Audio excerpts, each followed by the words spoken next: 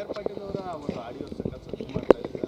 BJP ಮತ್ತು JDS ಏನಂತ ಮನೆಗಳ ವಿಚಾರದಲ್ಲಿ ದುಡ್ಡು ಕೊಟ್ಟರೆ ಮಾತ್ರ ಯಾರಿಗೆ ದುಡ್ಡು ಕೊಡಬೇಕು?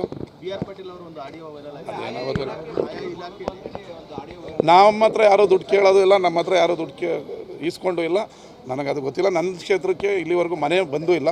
ಅದರಿಂದ ಈ ವಿಚಾರದಲ್ಲಿ ನನಗೆ ಅದ್ರ ಬಗ್ಗೆ ಏನೂ ಗೊತ್ತಿಲ್ಲ. ಇದು ಮುಜುಗರ ಆಗಲ್ಲ ಸರ್? ನಿಮ್ಮದೇ ಪಕ್ಷದ ಶಾಸಕರು ಈ ರೀತಿ ಹೇಳಿಕೆ ಈಗ ಮುಜುಗರ ಆಗ್ತದೆ. ಈಗ ನಾನೇ ನನ್ನ ಸರ್ಕಾರದ ವಿರುದ್ಧ ಮಾತಾಡಿದ್ರೆ ಮುಜುಗರ ಆಗಲ್ಲ, ಆಗುತ್ತೆ. ಅವರು ಹಿರಿಯರಿದ್ದಾರೆ, 6-7 ಸಾರಿ ಗೆದ್ದಿದ್ದಾರೆ. ಯಾವುದನ್ನು ಮಾತಾಡಬೇಕು, ಎಲ್ಲಿ ಮಾತಾಡಬೇಕು ಅನ್ನೋದು ಅವ್ರಿಗೂ ಸ್ವಲ್ಪ ಗೊತ್ತಿರಬೇಕು. ಅವ್ರಿಗೆ ನೋವು ಇದ್ದರೆ ಒಂದು ಪಕ್ಷದ ವ್ಯಾಪ್ತಿ ಒಳಗಡೆ ಮುಖ್ಯಮಂತ್ರಿಗಳಿದ್ದಾರೆ. ನಾನು ಆಡಳಿತ ಪಕ್ಷದನಾಗಿ ವಿರೋಧ ಪಕ್ಷದ ಥರ ಮಾತಾಡಬಾರ್ದು. ಮುಖ್ಯಮಂತ್ರಿಗಳು, ಉಪಮುಖ್ಯಮಂತ್ರಿಗಳು, ಸರ್ಕಾರ ಎಲ್ಲ ಇದೆ. ಒಂದು ಅವ್ರದ್ದು ಏನು ಸಮಸ್ಯೆ ಇದೆ ಕೂತು ಬಗೆಹರಿಸ್ಕೊಳ್ಳಿ. ಇನ್ನೊಂದು ಹೇಳಿಕೆ ಕೊಟ್ಟಿದ್ದಾರೆ ಸರ್, ನಾನೇನಾರು ಮಾತಾಡಿದ್ರೆ ಸರ್ಕಾರ ಬಿದ್ದೋಗ್ಬಿಡುತ್ತೆ.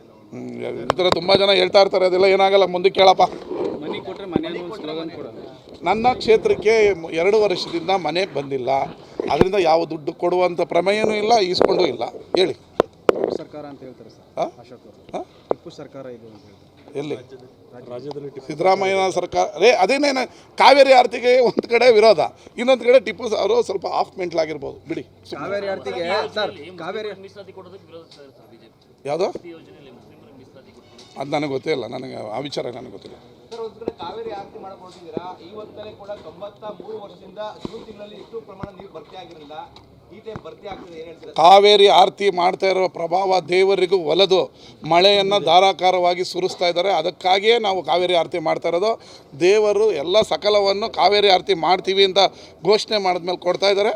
ಅದಕ್ಕೆ ದೇವರನ್ನ ಸಂತೃಪ್ತಿ ಇನ್ನೂ ಚೆನ್ನಾಗಿ ಸಂತೃಪ್ತಿ ಪಡಿಸಲ್ಲ ಕಾವೇರಿ ಆರತಿ ಮಾಡ್ತಾ ಇರೋದು.